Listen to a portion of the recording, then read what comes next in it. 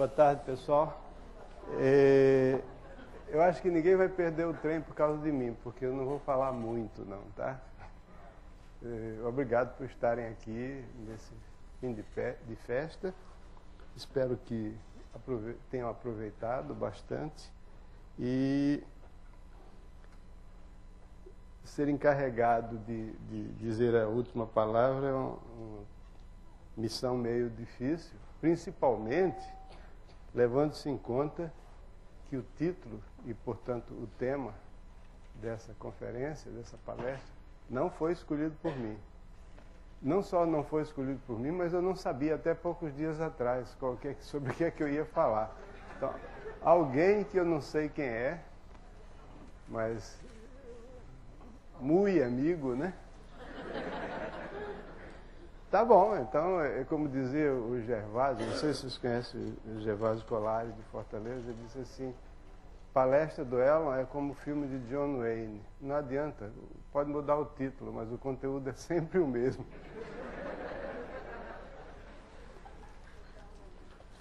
Bom, então, de qualquer modo, já que o título é que eu devo falar sobre essa mudança brusca, ou como diz o autor incógnito do título, o salto quântico, vamos falar um pouco sobre isso, né? E depois eu emendo com outras coisas, né? Naturalmente. Como jazz, a gente tem um tema e faz umas variações em torno. Aliás, o meu estilo de falar é sempre estilo jazz. Bom, salto quântico, pulo, salto assim, espero que seja para melhorar o nível.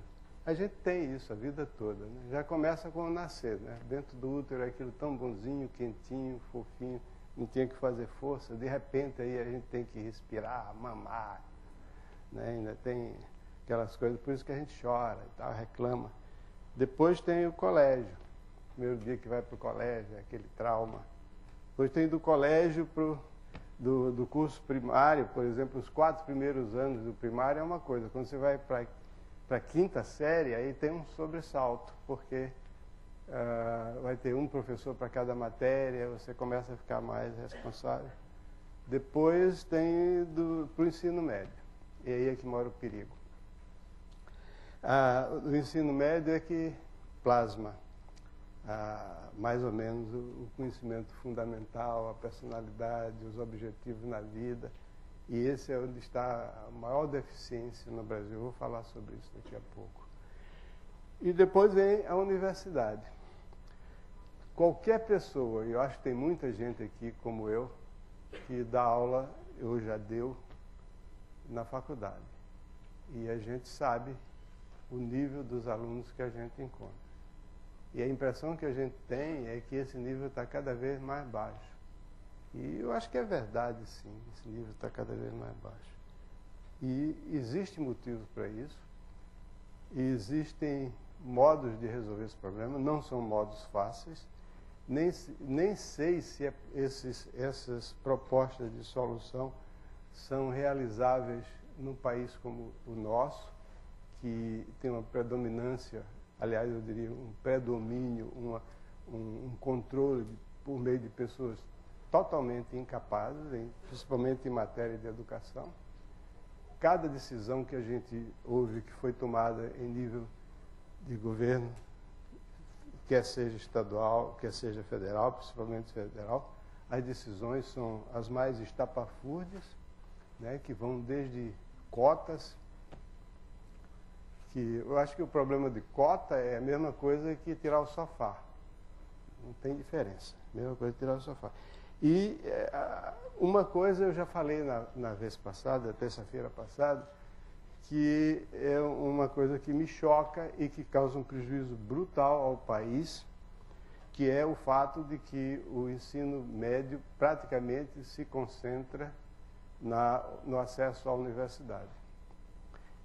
E como nem todos têm talento, capacidade, motivação, interesse e condições financeiras e sociais para ir para a universidade, aí a coisa complica.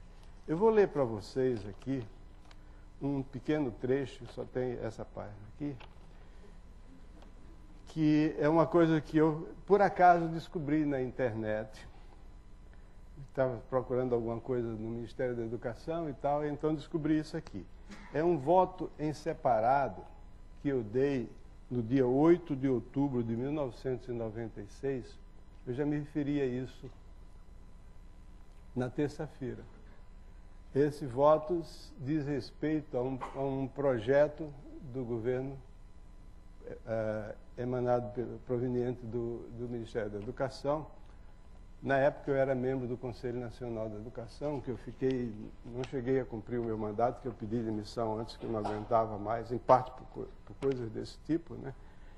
O projeto era um projeto de regulamentação do ensino profissional, que quando eu soube que ia ver aquilo, eu fiquei animadíssimo, porque, pelo que vocês vão ouvir agora, eu tenho um grande interesse no assunto. Mas o projeto continha um item que dizia que para o ensino profissional em nível médio, o aluno teria obrigatoriamente que fazer o nível médio usual também. Então, o meu voto, eu fui derrotado por N-1 votos a 1. Como sempre acontecia, né, lá, e por isso é que eu pedi demissão. Então, o meu voto é o seguinte: a primeira frase é uma frase assim, meio de puxação de saco e tal, mas faz parte da rotina lá. Voto contrariamente ao relatório apresentado. O relatório é o relatório do Conselho Nacional de Educação, aprovando a proposta do ministro. Voto contrariamente ao relatório apresentado, sem que isto esteja em desacordo com o elevado conceito, aí vem a puxação, e a autoestima que tem aos doutos membros da comissão que o apresentou. Aí acabou essa parte de Salam Aleik, que só daí em diante é verdade. Tudo que...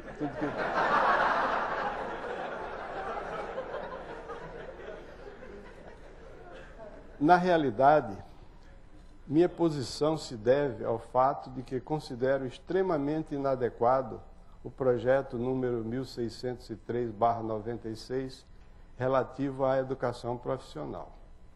O tema em questão é da maior importância para o futuro do nosso país como nação desenvolvida. Ao contrário do que possa parecer à primeira vista, ou após um exame superficial da matéria, a educação profissional é um ponto crítico, que pode ter consequências decisivas sobre a educação em geral. Com efeito, se bem organizada, a educação profissional abre novos horizontes, cria alternativas, fornece meios para aprimorar vocações, amplia as oportunidades de desenvolver talentos e, por último, mas não por menos, alivia o gargalo sufocante ora existente, onde a universidade é a única saída para a continuação dos estudos. É bastante óbvio que nem todas as pessoas possuem o mesmo tipo de talentos e inclinações, e nem todos possuem as mesmas motivações, e muito menos as mesmas necessidades ou oportunidades. Parece-me claro que, exceção feita àquelas pessoas que possuem alguma forma de deficiência, todos os jovens são aptos para concluir com êxito os anos de estudos correspondentes ao ensino fundamental. De resto, este é um ponto sobre o qual não cabe muita discussão, não somente porque 8 anos de estudo escolar são o mínimo necessário para preparar o jovem para a vida moderna, como também sua obrigatoriedade constitui um preceito constitucional. Eu escrevi isso assim, em cima da perna, tá? Constitui constitucional, desculpem. É que a Constituição brasileira diz que o ensino fundamental é um direito do cidadão e uma obrigação do Estado. E tem um item, um parágrafo em seguida, que diz que, no devido tempo, o Congresso tomará medidas para estender a mesma obrigatoriedade ao ensino médio. Então, não adianta discutir se deve ou não deve. Então, o ensino fundamental, quer dizer, da primeira à oitava série, é uma obrigação. Todo cidadão tem a obrigação de pôr os seus filhos na escola. Claro que nem sempre tem escola, né? Mas paciência. Bom, a partir do ensino médio, as tendências, as vocações, as motivações, os interesses e as capacidades se estratificam, se bifurcam, se diferenciam, o que é natural, porque nessa idade aproxima-se a necessidade de encarar a independência, os meios de subsistência, a escolha da profissão que o jovem ocupará durante o resto de sua vida. Num grande número de países desenvolvidos, a partir daí, a escola se diferencia em duas ou mais vertentes gerais, com subdivisões em cada uma delas. Em nosso país, essa bifurcação ocorre na teoria. Porém, a prática raramente permite ao jovem, principalmente aquele que pretende dirigir-se ao ensino profissional, as oportunidades para seguir sua vocação, dada a escassez de escolas que oferecem cursos profissionais. Minha grande restrição a esse projeto, restrição é essa em que o presente relatório não me acompanha, é que considero que o projeto não ataca o problema de frente, desperdiçando assim uma grande oportunidade de dar um passo adiante, pondo o nosso país no caminho de oferecer oportunidades aos jovens para seguirem suas vocações e ganharem proficiência, entrando no mercado de trabalho, munidos das competências que se requerem na vida moderna. Em vez de abrir caminho, o projeto fecha portas, põe barreiras e torna a educação profissional, no nível médio, mais difícil, mais complexa e mais exigente do que a educação tradicional, na medida em que exige para a educação profissional, pós-ensino fundamental, que ela se dê concomitantemente, essa palavra é do projeto, ou posteriormente ao ensino médio usual. Na minha opinião, deveria haver escolas para a educação profissional em nível técnico, entre parênteses, nível médio, em igual número de escolas que oferecem o ensino médio tradicional, dado que, estatisticamente, conforme se verifica em outros países, há uma equivalência em relação às preferências dos jovens por essas opções. Evidentemente, isso envolve um gasto maior, mas é uma necessidade do país e, para isso, recursos devem e precisam existir. Esse projeto foge do problema, por isso não concordo com ele. Brasília, 8 de outubro de 1996, Elon Lages Lima. Logo depois disso, eu pedi demissão do conselho, porque depois de várias... Isso aí foi a gota d'água, né? Isso aí reflete o pensamento oficial a respeito da educação. E reflete também a inércia das pessoas que realmente entendem do assunto, que não se manifestam, não fazem pressão, não fazem sentir a sua voz. Eu tenho ouvido aqui nesse colóquio, frequentemente, queixos de colegas, jovens colegas, professores nas faculdades, de que os cursos de licenciatura, especificamente o curso de licenciatura em matemática, pela lei, deve ter uma quantidade enorme, acima de 1.000, não sei quantas mil horas de educação e mais 400 horas de trabalho em sala de aula, e não sobra espaço para a pessoa aprender, para o jovem aprender, não matemática superior, mas simplesmente aquela matemática que ele devia ter aprendido no curso, no ensino médio, e não aprendeu.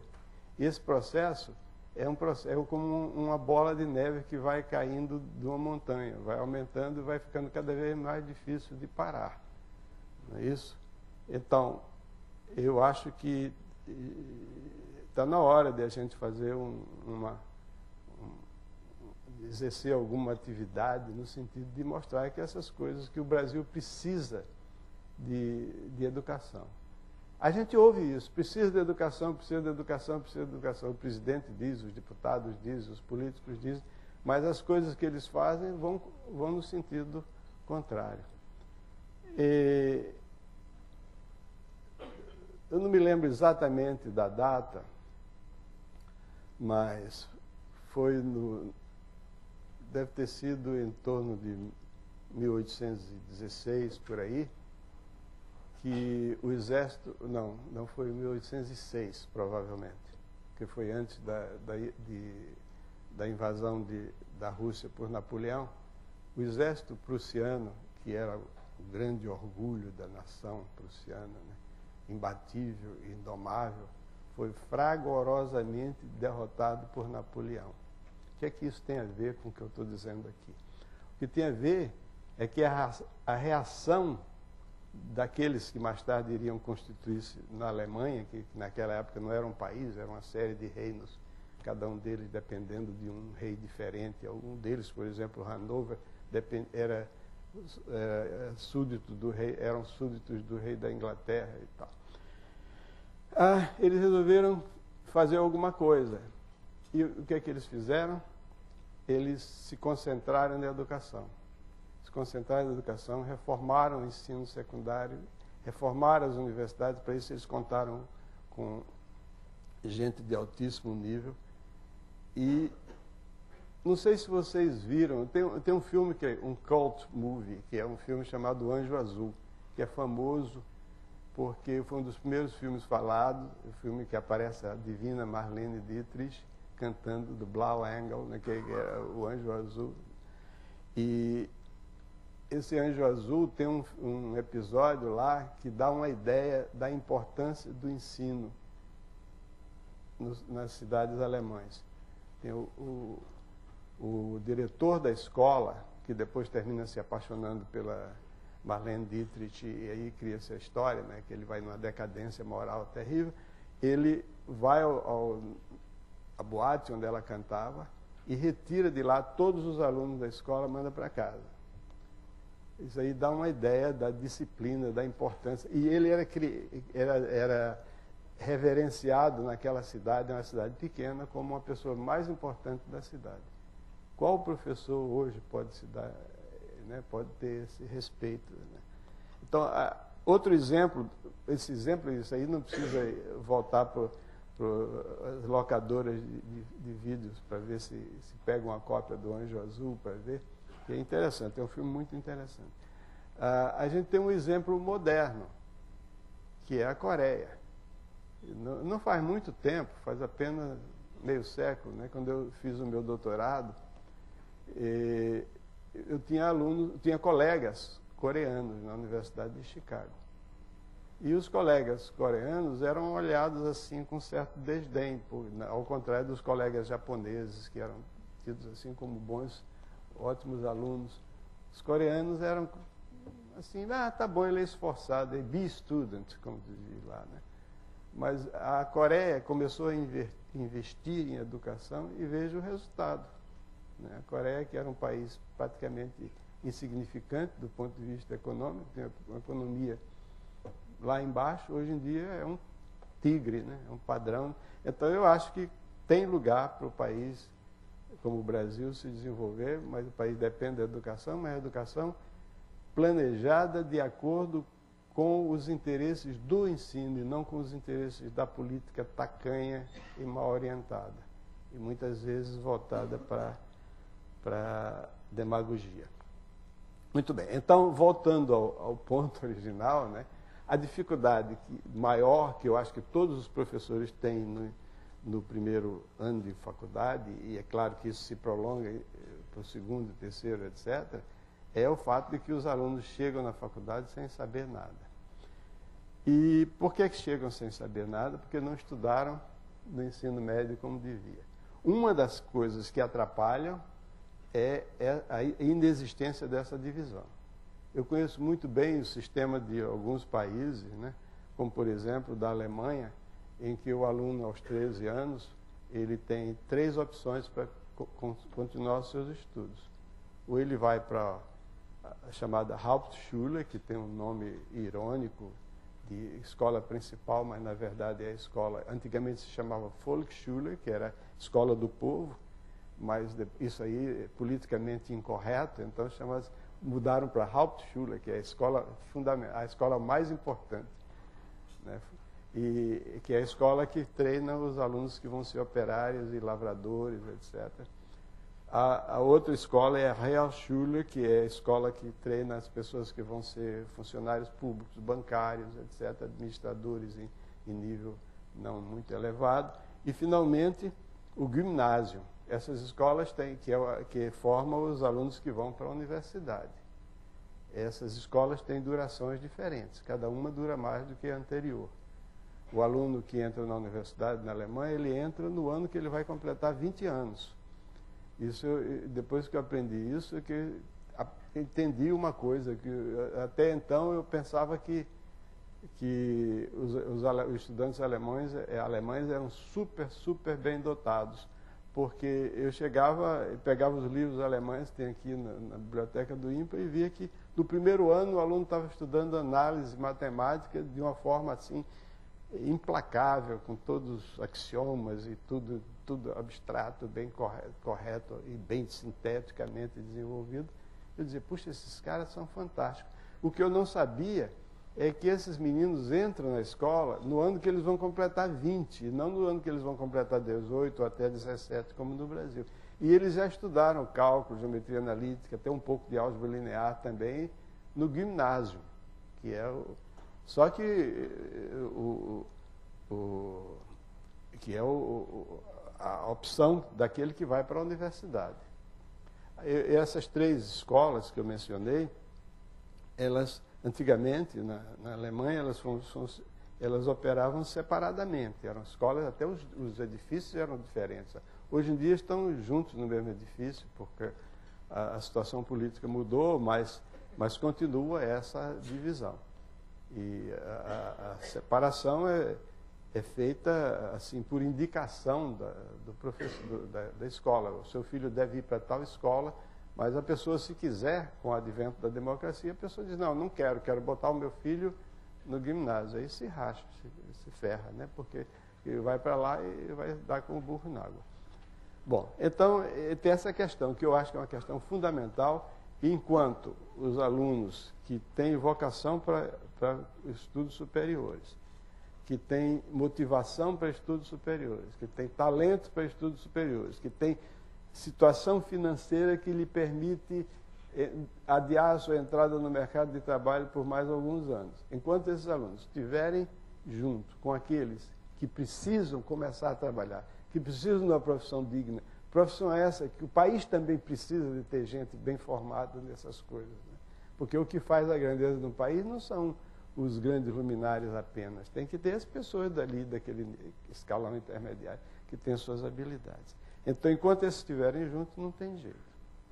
Só que um professor, já que eu estava falando da Alemanha, um professor na Alemanha, alguns anos atrás, já faz 6 anos, eu estive em Heidelberg, na Alemanha, e a esposa de um colega meu foi nos levar a mim e a minha esposa para conhecer os arredores históricos ali. E então eu descaradamente perguntei para ela, escuta, qual é a relação, assim, em termos de porcentagem entre o seu salário e o salário do seu marido? Ela era uma professora de ginásio, ela dava aula no ginásio, dava aula de matemática e física. Na Alemanha a pessoa não pode se formar só numa matéria, não, tem que se formar em 2 matérias. E o marido dela era um grande geômetra diferencial, que visita o INPA frequentemente, e que é professor titulado da Universidade de Heidelberg, que é uma das universidades mais antigas da Europa. E ela disse, o meu salário é 80% do salário do meu marido. Então, isso tem uma razão de ser. Mas, infelizmente, aqui na Alemanha os salários são baixos em comparação com a Suíça. Tá? Por isso que a gente está perdendo professores que vão dar aula na Suíça, que pagam melhor. Bom, então a gente tem esse círculo vicioso, né, que é preciso ser quebrado. Eu até pensei numa proposta tal, que eu acho que devia haver no Brasil, não é difícil de executar, que é fazer uma espécie de Enem para professores secundários. Ou provão, seja lá o que for. A pessoa é um exame de natureza nacional. Aliás, esse exame existe em outros países. Esse exame existe, não é nenhuma novidade.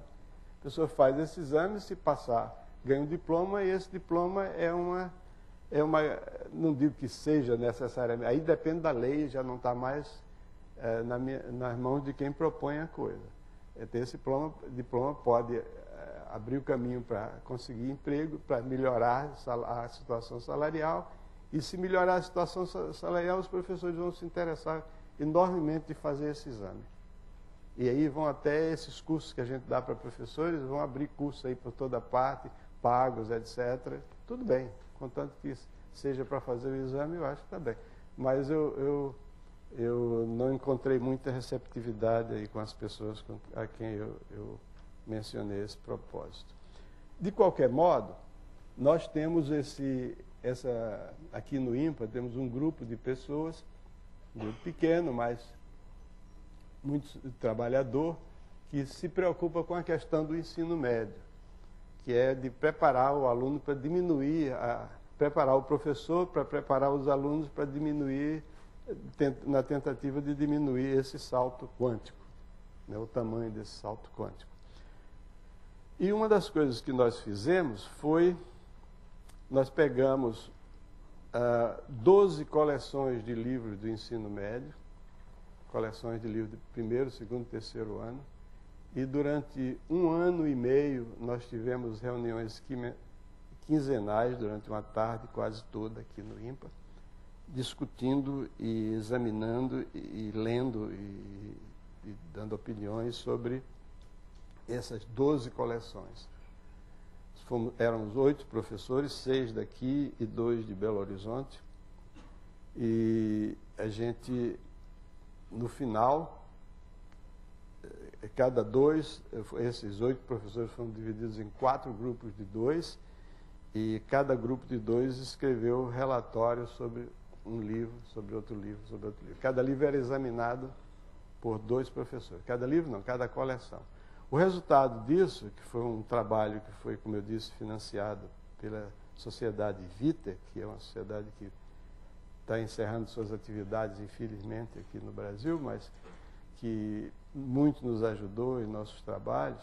Esse resultado constituiu um livro, que é esse livro que está aqui em cima, que, aliás, eu não tenho um exemplar, porque o exemplar que eu tinha, o único que eu tinha, eu dei para o diretor do INPA, para ele mostrar lá no Ministério da Educação, para ver se eles subvencionariam a produção de uma segunda edição, e terminou que a pessoa lá do Ministério da Educação não subvencionou e não devolveu o livro. Então eu não tenho mais esse livro. Esse livro aqui é da biblioteca do INPA. Então nós escrevemos esse livro. Esse livro, que foi totalmente financiado pela Vita, e nós demos à Sociedade Brasileira de Matemática para publicar e desenvolver, né? Inclusive nós não cobramos direitos autorais nem nada. Por algum motivo, a Sociedade Brasileira de Matemática resolveu não publicar mais o livro. Eu tenho recebido inúmeros e-mails e pedidos de pessoas para ele, porque são análise dos livros textos de matemática para o ensino médio, que não se limitam a dizer, olha, o exercício 3 está errado, em vez de 5 deve ser 7. Não é isso. O livro tem uma filosofia de que o ensino médio tem que ser organizado de acordo com aquele padrão que eu falei na terça-feira, né, montado nas 3 bases do ensino matemática, que são conceituação, manipulação e aplicações, e que tem que essas, principalmente, eu não sei, eu ia dizer principalmente a contextualização, que é como se chama hoje, como se chamam hoje as aplicações, estão extremamente deficientes, porque eu ia dizer que o pior são as aplicações, mas depois eu me lembrei que não, que a conceituação é horrível. Por exemplo, tem um livro que dizia o seguinte, o livro mais vendido do ensino médio no Brasil. Chama-se Intervalo a todo conjunto de números reais. Ponto. Então, por acaso, a editora que publicava esse livro, eu conheci uma pessoa lá e a pessoa me apresentou um diretor dessa editora, e eu fui conversar com ele sobre esse livro. eu disse para ele, a editora é FTD, né? É um irmão Marista, diretor lá em São Paulo. Aí eu perguntei, irmão, suponha que o senhor publique um livro de biologia que diga o seguinte, chama-se Inseto a todo ser vivo. O que é que o senhor acharia desse livro? Ele disse, mas é um absurdo. Eu disse, pois é um absurdo igual. Chama-se Intervalo a todo conjunto de números reais. Então isso aí... Aí ele falou para o autor, na edição seguinte o autor corrigiu. Agora está lá no livro assim, chama-se Intervalo a alguns conjuntos dos números reais.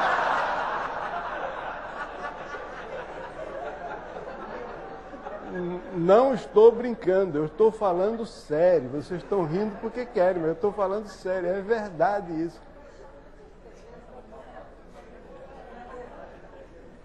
Então, de fato, agora não está errado, não. Não posso dizer que está errado. Não está. Só que não adianta nada, né? Mas errado não está.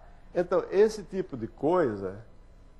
são coisas que nós encontramos nesses livros. Agora, isso é um assunto seríssimo, porque os professores, eu fui professor de ensino primário, de ensino secundário, de ensino médio, eu fui professor de tudo, né? Cara de pau é aqui mesmo, né?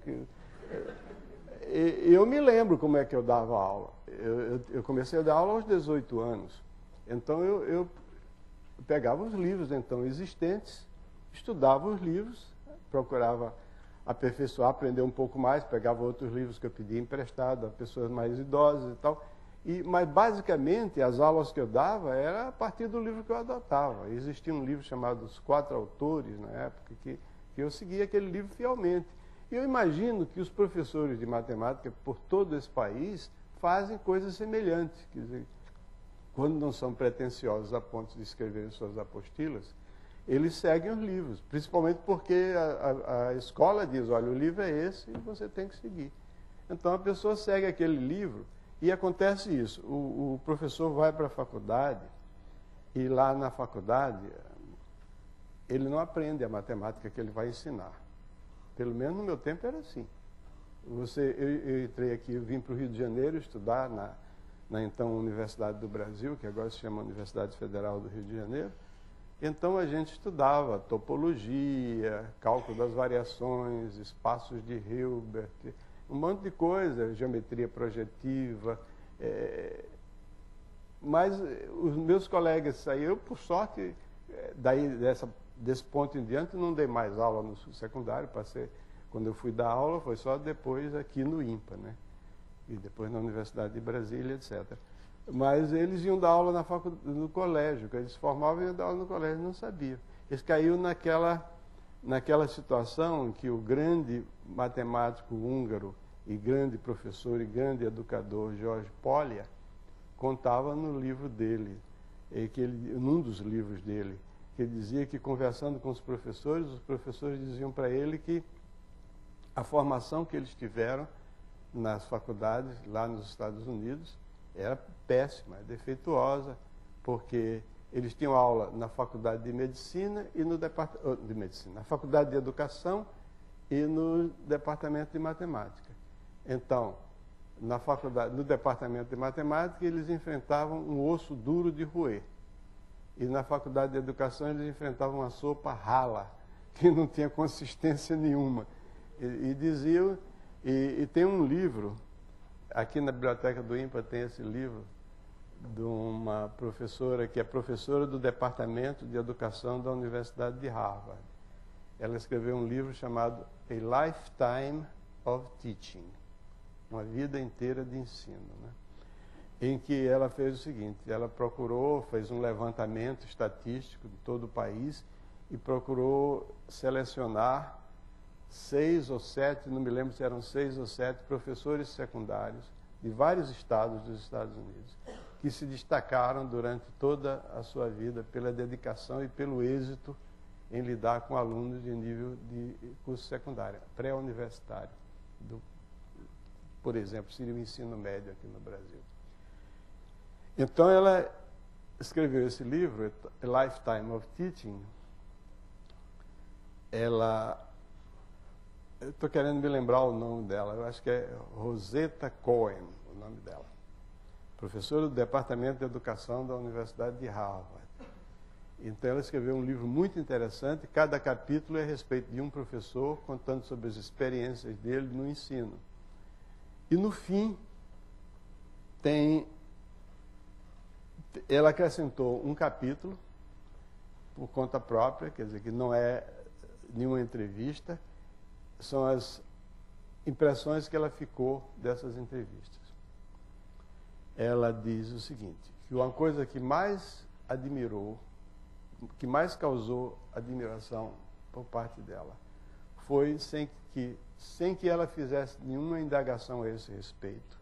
E, principalmente, ela se impressionou pelo grande empenho, entusiasmo e força com que as pessoas fizeram essas declarações. Todos os entrevistados, espontaneamente, né, voluntariamente, comentaram sobre a formação que tiveram na faculdade. E disseram a ela que o êxito deles, como professor, não dependia em nada, como professores, o êxito não dependia em nada dos estudos que eles tiveram na universidade. E repetiram a mesma história, não com as palavras do Polya, mas mais ou menos assim, que as aulas no departamento de matemática não serviam para nada, porque eram muito avançadas, e as aulas no departamento de educação eles usaram uma palavra que ela menciona lá, a palavra se chama, em inglês se diz demeaning. Meaning significa significação, né? Significa significado. E demeaning significa depreciação, aviltamento. Quer dizer, as aulas eram aviltantes, porque que levavam um curso inteiro de vários semestres ensinando coisas que algumas até tinham um certo bom senso, mas que podia dizer tudo aquilo em 2 meses de aula, todo o curso de vários anos que não adiantava nada. Então, mas essa coisa o Brasil sempre faz as coisas atrasada e de modo a pegar o que há de pior nos outros países e copiar para fazer aqui, né? Então, essa coisa de como é feito o ensino atual, como é que as faculdades, o curso de licenciatura estão sendo organizados, é realmente uma coisa que a gente precisa dar um jeito nisso, né? Não é possível. Mas voltando ao assunto, quer dizer, voltando ao tema central, que é a dificuldade que a gente tem, é mais do que dificuldade, é um desânimo, é um desespero que a gente tem quando a gente dá aula para alunos. Recentemente eu tive a oportunidade, durante 3 anos seguidos, dar aula para alunos que entram no primeiro ano de uma faculdade. É uma coisa que desanima a gente. Tem sempre uns 3 ou 4 que se salvam, que vão para lá enganados, pensando que vão fazer um curso assim de alto nível e que respondem aos desafios. Mas o grosso da turma fica puxando para trás, não quer saber de nada, né? Então, e isso eu acho que uma das causas principais disso são os livros de texto. Então, eu vou ficar o resto dessa nossa conversa, eu vou dar uns exemplos de situações, já falei no caso do intervalo, qualquer conjunto de números reais, mas tem coisas piores. Tem coisas piores.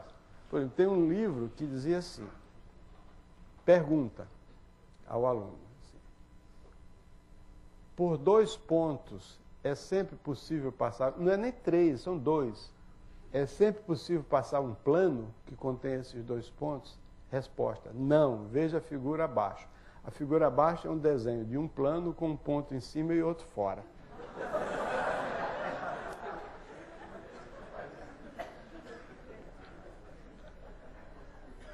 Esse é um dos livros que nós examinamos. Agora, nesse livro aqui, nós fizemos esse exame cuidadoso e, no fim, eu escrevi uma coisa chamada pós-fácil. Pode? Já que tem pré-fácil, tem pós-fácil também. Não é muito... Eu olhei no dicionário, tem mesmo essa palavra. Eu não inventei, não. Pós-fácil. Então, no pós-fácil, eu descrevi o que eu chamei de o livro virtual. Não virtual no sentido de internet, não. Virtual no sentido de uma coisa imaginária que, na verdade, não existe, né? Não, eu não chamei virtual não, desculpe, eu chamei genérico, eu nem sei mais o que eu chamei. O livro genérico. Então, o livro genérico é o que sobrou na minha cabeça, a impressão que me ficou dos livros que eu li. Então, eu vou descrever aqui algumas das características do livro genérico e vou dar alguns exemplos. Eu acho que são interessantes. O ensino médio, o programa de matemática do ensino médio, não é uma coisa absurda, não. O programa é um programa bastante razoável. Aliás, ele não difere muito dos programas de ensino médio dos outros países. Né? Eu tive, nesse nosso trabalho, que a gente vem lidando com professores do ensino médio desde 1991, desde janeiro de 91, até agora nós estamos no 15º ano do nosso trabalho, eu, pelo menos, eu fiquei com curiosidade de olhar como é que os outros países tratam o assunto, né? O problema. E vi que os livros diferem grandemente, né? Mas os programas são mais ou menos a mesma coisa. Tem uma coisa que tem lá e não tem aqui e tal, mas, de um modo geral, é a mesma coisa. Quer dizer, Então, a gente encontrou dificuldades em termos de conceituação, né? Já mencionei o exemplo aí do intervalo, né? Tem outros exemplos, por exemplo, que uma progressão, a progressão é um conjunto ordenado de números, né? Que aí não é um conjunto de números, é uma sequência, é uma função. A pessoa não entende que uma sequência é uma função, mas logo diz que a sequência, a progressão aritmética, por exemplo, é um conjunto e depois dá a fórmula do termo geral. Xn é igual a tá, e dá uma fórmula em função de n. E ao escrever aquela fórmula, a pessoa não percebe que aquilo é uma função. Não é uma função afim de uma variável inteira. Pronto, isso aqui é uma progressão aritmética. Progressão geométrica é uma função exponencial restrita à variável inteira. A variável... Essa questão da conexão, né, entre pontos diferentes da matemática, isso é fundamental no ensino. A pessoa perceber que uma coisa aqui tem a ver com outra ali e unifica. Isso acende uma lâmpada na cabeça. Ele não, em geral, não tem isso. Mas, deixa eu dar um exemplo. Teve um exemplo aqui que eu achei realmente muito interessante, sobre a contextualização. Quer dizer, contextualização são as aplicações. Então, eu acho que realmente é extremamente importante que cada assunto que a gente ensina, desde o primário, a gente deve dar um exemplo de situação realística e que utiliza aquele conceito matemático, a fim de que a matemática não fique apenas uma brincadeira abstrata e inconsequente. Mas os livros do ensino médio, quando tentam fazer uma aplicação, fazem coisa do seguinte tipo. Eles dizem assim, tem um exemplo aqui que eu anotei, só que eu não estou achando. Está aqui. A expressão, aí escreve aqui. Isso é um dos melhores livros que nós vimos. A expressão 8x2. Não, 8x mais 9x2 menos x3. Vamos chamar isso aqui de f de x. Então, o exercício do livro diz o seguinte: essa expressão serve para calcular o número x de unidades. Não, desculpe. O número de unidades que um operário é capaz de produzir numa fábrica se ele trabalhar x horas. Ok? Então, o número, a quantidade de objetos que ele está fabricando, não sei o que é isso, se ele trabalhar durante x horas. Calcule quantas unidades ele calculou durante 4 horas e quantas unidades ele produziu, ele fabricou na 4ª hora. Bom, primeiro, isso aí está no capítulo de funções quadráticas. Isso aí não é uma função quadrática. Segundo, aplicação de matemática não é isso, porque quando você tem um problema para resolver, um problema que você quer usar a matemática, ele não vem acompanhado de uma fórmula, você é que tem que achar a fórmula, você é que tem que saber qual é a função que você vai utilizar. E você é que tem que decidir se aquela função é um bom modelo para o problema que você quer estudar, né? Terceiro lugar, um problema idiota, né? Que não, é só substituir x por 4. E por último, isso é o maior absurdo dos absurdos. Olha para essa função, mesmo você esquece que ela não é quadrática, esquece que você confia que a pessoa que disse que a função é essa merece crédito, mas olha para essa função. Essa função, ela tem um termo ali x3, quer dizer, o camarada começa a trabalhar, né, e produzir mais unidades, quando ele chega com 6 horas e meia de trabalho, ele atinge o máximo, daí diante, o que ele produziu desaparece. Porque se você fizer x igual a 19, eu acho que fiz as contas aqui, 9,81, para x igual a 9,81, aquilo dá zero. Então, tudo aquilo que ele fez desaparece. Então, ela atinge o máximo para x igual a 6,4 e, a partir daí, ela vai diminuindo. Quer dizer, as coisas vão sumindo, depois desaparece. Quer dizer, a pessoa escreve um livro, publica esse livro, é um dos melhores livros que eu vi aí, e tem esse exemplo. Quer dizer, está todo errado, do começo ao fim. Né? E uma coisa que a gente precisa entender é que os professores têm que entender é que a conceituação é indispensável para as aplicações. Existem inúmeros problemas interessantíssimos. E segundo, você tem que ter a conceituação adequada. Eu vou dar outro exemplo agora que se refere à função exponencial. Né? Ou então, outro exemplo relativo à função afim.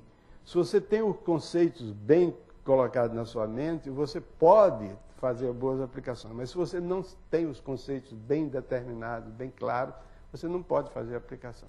Segundo, é que os problemas, realmente problemas contextuais, que aqui hoje é a maneira de falar, porque vocês sabem que a educação matemática, ela se nutre das modas do mesmo modo que os costureiros se nutrem também das manias. Esse ano é mini saia, o ano que vem é saia não sei de que, o outro é a cor é essa, etc. A educação também é assim. Começou nos tempos mais antigos, a predominância da manipulação. Depois houve aquela revolução provocada pelo Dieudonné e os outros franceses com auxílio de um divulgador extraordinariamente bem sucedido, que foi o Papy, que é um sujeito maravilhoso.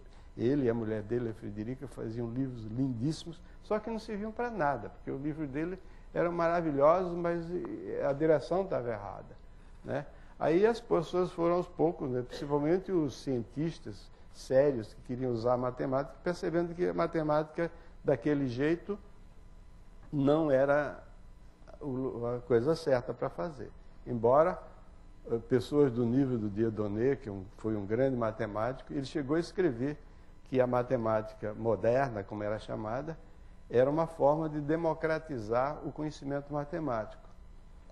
Porque, e ele tem o raciocínio dele, ele não é nenhum idiota, não. Um cara de altíssimo nível, um grande matemático, um exímio pianista, um sujeito maravilhoso.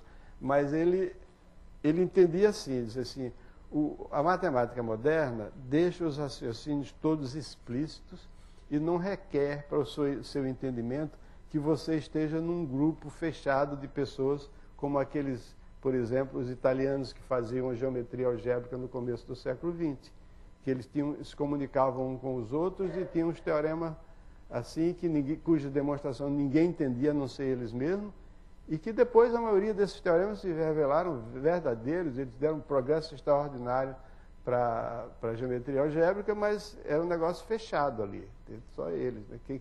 o André veio, queria aprender geometria algébrica, foi para a Itália estudar lá, né? Porque se não fosse para lá, não tem. Então o Dieudonné achava, com uma certa razão de natureza intelectual e abstrata, que a matemática moderna era uma forma de democratizar o ensino. Só que ele se esqueceu que o ensino prossegue numa direção oposta da lógica. Quer dizer, o ensino, a gente aprende do particular para o geral, enquanto que a dedução matemática vai do geral para o particular. E esse choque foi que liquidou com a chamada matemática moderna, né? Bom, então, eu não sei a propósito de que eu terminei me saindo dali, mas o que eu quero dizer é o seguinte, é que a questão da contextualização, sim, eu estava dizendo que agora o nome é contextualização, tem que ser problemas realistas, tem que ser problemas... Esses problemas, por exemplo, se trata de funções quadráticas, tem um livro de um matemático, todo mundo já ouviu falar nele, chama Leonardo Euler, que é um cara que ficou cego aos 30 e poucos anos, e depois de cego ele produziu mais matemática do que antes de ficar cego. Ele tem uma estante aí no INPA só com as obras completas não, que ainda não terminaram de agrupar, de coligir as obras de Euler, né?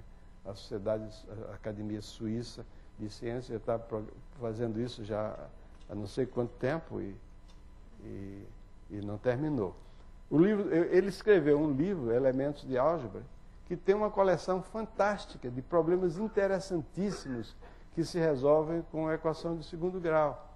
Inclusive, que são problemas que, do ponto de vista de formação de professor e de aluno, são muito bons, porque a gente está acostumado, todos os problemas de equação de segundo grau, tem uma raiz negativa que a gente joga fora. Às vezes, o problema dele, a raiz boa é a negativa. Ou então, às vezes, as duas raízes são positivas, você tem que escolher uma. E, às vezes, as duas servem também. Então, ele foi realmente, o Euler foi um cara que tem uma visão, não só um matemático extraordinário, um dos maiores matemáticos de todos os tempos, mas ele tem uma visão didática insuperável. E a gente, lendo o livro dele, Elementos de Álgebra, a gente percebe que praticamente os livros de álgebra elementar pelos quais nós estudamos e em todos os países foram utilizados, são todos cópia do que ele fez, né? Tirados dele.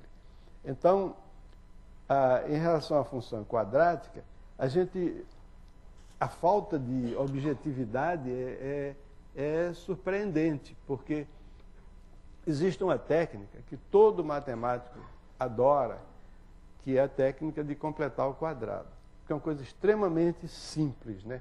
Quando se tem uma expressão como essa,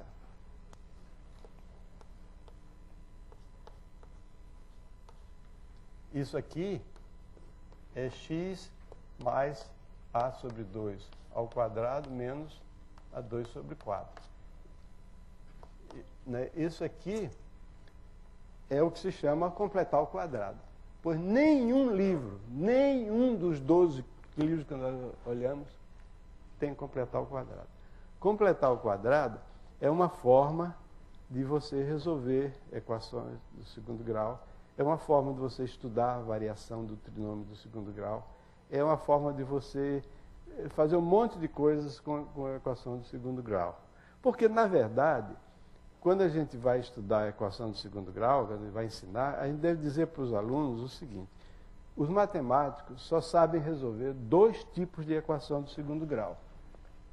Um tipo é esse,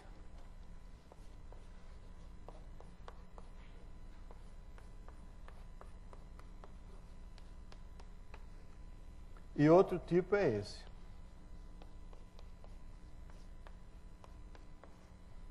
Pode ter ou não ter solução.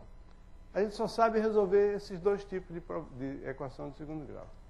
Esse aqui, o produto de 2 números só é zero quando um dos fatores, pelo menos, é zero. E esse aqui é extrair a raiz quadrada se der, né, para extrair. Se não der, bom, aí é a solução complexa. E quando uma equação não é desse tipo, a gente reduz a uma equação desse tipo, né? Por exemplo, completando o quadrado. Mas isso nenhum livro diz. Nenhum livro diz. Quer dizer, a ignorância é generalizada no país todo. Quer dizer, um copia do outro e o aluno... É uma coisa tão simples, mas as pessoas não... Se você põe uma equação... Já vi livros assim.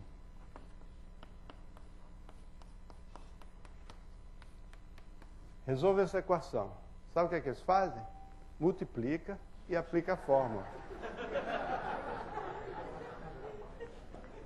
Multiplica e aplica a fórmula. Quer dizer, pensar é proibido. Pensar é proibido. E as deduções são interessantíssimas. Ele escreve uma coisa, faz uma afirmação. Verifica que aquela afirmação é verdadeira para um exemplo que ele escolheu. Aí diz, agora é verdade. Pronto, aí vai em frente. Não tem mais demonstração, não existe mais teorema, não existe nada. Bom, então, quando nós começamos a trabalhar nessa questão de treinamento de professores do ensino médio, nós tínhamos quer dizer, o grupo que escreveu esse livro e mais outros colegas, nós nos valemos da revista do professor de matemática, que dispõe de um cadastro de 25 mil endereços de professores no Brasil inteiro. Então, nós escrevemos para todos esses professores, pedindo para eles darem, os leitores da revista do professor de matemática, darem opinião, e fizemos uma lista de assuntos do ensino médio, e deixamos outros lugares em branco para eles anotarem as preferências dele. Nós estamos pensando em dar uns cursos para professores do ensino médio, gostaríamos que você indicasse suas preferências, qual o assunto que você acha que está mais deficiente, que você gostaria de aprender mais. Aí o resultado foi surpreendente. Em primeiro lugar, pela enorme quantidade de respostas. As pessoas que são especialistas nesse tipo de direct mail, né, que faz vendas assim por correspondência, disseram que o turnover dessas coisas, a resposta que você tem, em geral, é uma porcentagem muito reduzida do que você manda. E nós tivemos uma resposta bem grande, assim, em torno de 70% por aí, ou mais. Bom, agora, o curioso que me surpreendeu, eu esperava que o primeiro lugar na lista de preferência, de dificuldade dos professores, fosse análise combinatória. Porque análise combinatória é a coisa mais difícil que se ensina no ensino médio. Porque análise combinatória tem alguns princípios gerais, muito básicos e muito amplos, mas não tem um método específico para resolver os problemas de análise. Não tem uma fórmula como você tem para a equação de segundo grau. E eu achava que, por exemplo, geometria, principalmente geometria espacial, ia ter dificuldade. Mas o curioso foi que de Roraima a Passo Fundo, do norte ao sul do país, um assunto tirou o primeiro lugar, disparado, trigonometria. Nunca esperava isso, nunca pensei. Porque, afinal de contas, o que é trigonometria? Caramba, seno ao quadrado mais cosseno ao quadrado igual a 1, seno de A mais B, seno A cosseno B mais seno B cosseno A. Isso aí, minha terra tem palmeira onde canta o sabiá, né? E que mais? Pois bem, todos os lugares, as respostas, a gente identificava a resposta, o Paulo César é o nosso especialista em computação, então ele catalogou as respostas, distribuiu por assunto, por estado, etc. E a gente ficou com esse dado. Trigonometria era o assunto mais desejado, que todo mundo se sentia inseguro. E aí eu comecei a pensar por quê. Ainda não sei exatamente por quê, mas de vez em quando a gente perguntava aos professores, por que você acha que é trigonometria? Resposta. Primeiro, porque a pessoa se sente extremamente inseguro por não saber resolver as equações trigonométricas. Meu Deus do céu, estou dessa idade, eu nunca tive que resolver uma equação trigonométrica na minha vida. Você não precisa saber resolver equação trigonométrica. Eu posso, na hora, inventar qualquer equação trigonométrica. Para qualquer especialista, eu posso inventar uma equação trigonométrica na hora que ele não vai conseguir resolver. Tem aqueles truques de resolver tipo A, tipo B, tipo C, etc. Tudo besteira. As equações trigonométricas que a pessoa precisa resolver são seno de x igual a seno de x mais a igual a b, cosseno, coisa desse tipo que você tem. E umas coisinhas mais simples, que em geral você... 2 ou 3 tipos simples, né, elementares. E então, eu me lembrei das minhas filhas no colégio, que costumavam chegar de vez em quando, eu estudava no Colégio Santo Inácio, chegar, papai, você sabe qual é o teorema de não sei quem? Nunca ouvi falar o teorema. Você não sabe trigonometria. Era um teorema de não sei o que o seno multiplicado pelo quadrado da tangente, mas não sei o que lá é igual a não sei o que. Eu digo, eu não sei lá esse negócio. Então, você pega um livro de matemática do ensino médio, o que tiver menos tem 150 páginas de trigonometria.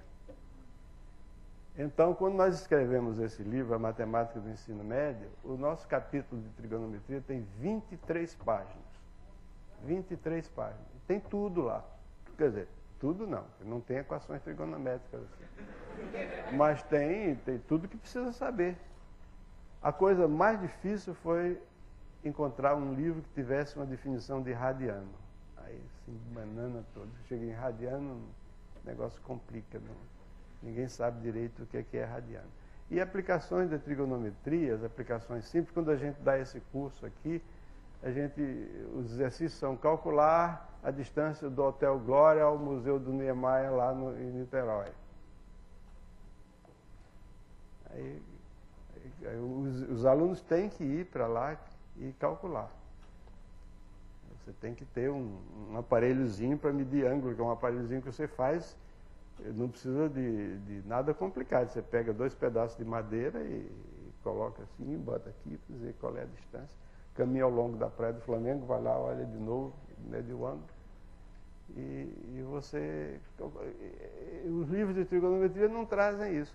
Outro exercício que a gente dá é calcular a altura do corcovado, do pão de açúcar. E essas coisas são exercícios. E isso é que é contextualização. Não é isso aí o número de unidades que um operário consegue fazer. Só que as unidades têm uma capacidade de irem se evaporando. Depois de 9 horas, aí não tem mais nada. E o pior é que começa a ter uma produção negativa, né? O tempo vai passando, a produção fica negativa. Eu acho que, por exemplo, eu não sei realmente onde é que é pior, mas um dos lugares que mais me causou assim, dor no coração de ver como é que é maltratado foi a álgebra linear. Eu chamo de álgebra linear o que no ensino médio, do segundo ano do ensino médio, tem vários capítulos. Um começa com matrizes, depois tem determinantes, depois tem sistema de equações lineares. Isso tudo é uma coisa só. Então ensina matriz, aí matriz isso, matriz aquilo, inversa da matriz, não sei o que e tal, mais, etc. Aquilo o aluno tem que aprender uma definição de produto e 2 matrizes que o cara não sabe de onde veio aquilo. Tem que aprender. Depois, determinantes. Depois, sistema de equações. Determinantes, como é a definição de determinante geral, com aquela expressão combinatória, com permutações e sinais de permutações, etc. É meio complicado, cada um inventa uma maneira de definir determinante. Tem um que diz assim, determinante é uma função dos elementos da matriz. Pronto. Isso é determinante. Não diz mais nada.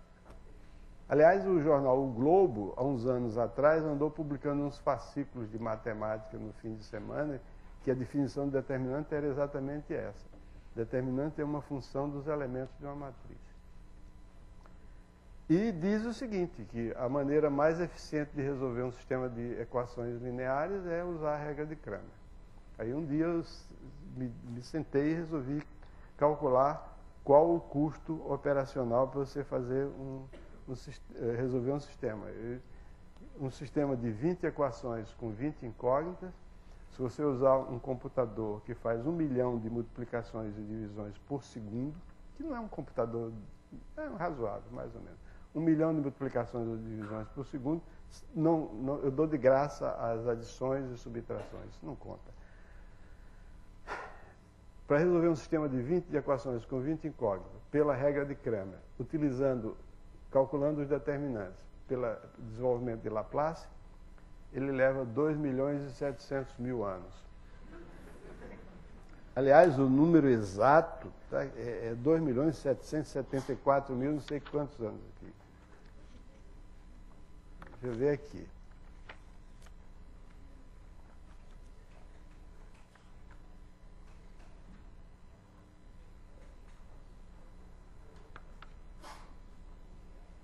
Não estou achando aqui, mas é 2.774.000 anos. Agora, o mesmo computador, usando eliminação, escalonamento, sabe quanto tempo leva? 6 milésimos de segundo. Então, a pessoa que compara 6 milésimos de segundo com 2.774.000 anos e diz que essa segunda maneira é mais eficiente do que a primeira, quer dizer, escreve isso num livro de matemática, era o caso de se pensar, vai resolver esse sistema aí. Usa a regra de Cramer para resolver. Então, qual é a coisa... Então, a gente tem aí uma coisa extremamente importante, que é álgebra linear, matrizes, determinantes, equações lineares. A palavra vetor não aparece em nenhum dos 12 livros que nós examinamos. Não. Os professores acham que vetor é física. Matemática não tem vetor. Qualquer matemático sabe que vetor é uma coisa extremamente importante na matemática. Bom, eu ia falar mais, mas o Jacó está aqui, ele quer falar, então deixa. Fala, Jacó. Bom, como eu me esqueci que tinha que apresentar o Elon no começo da palestra.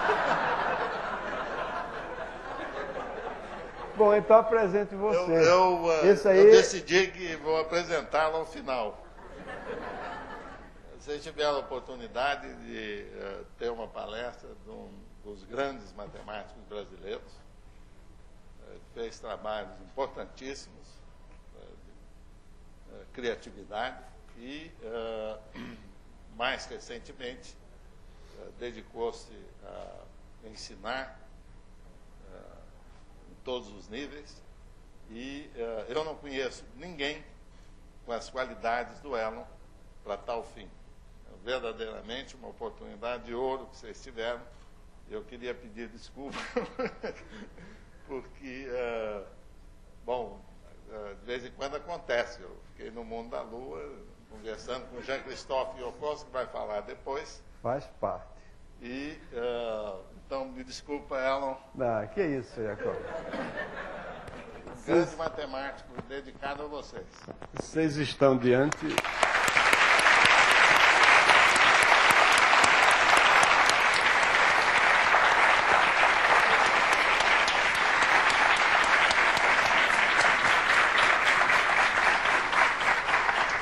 Obrigado a vocês todos e obrigado ao Jacó. Não sei se vocês sabem, vocês estão diante de um extraordinário matemático, não só em termos brasileiros, mas em termos mundiais. Foi presidente da União Matemática Internacional até recentemente e um orgulho para o Brasil. Tá?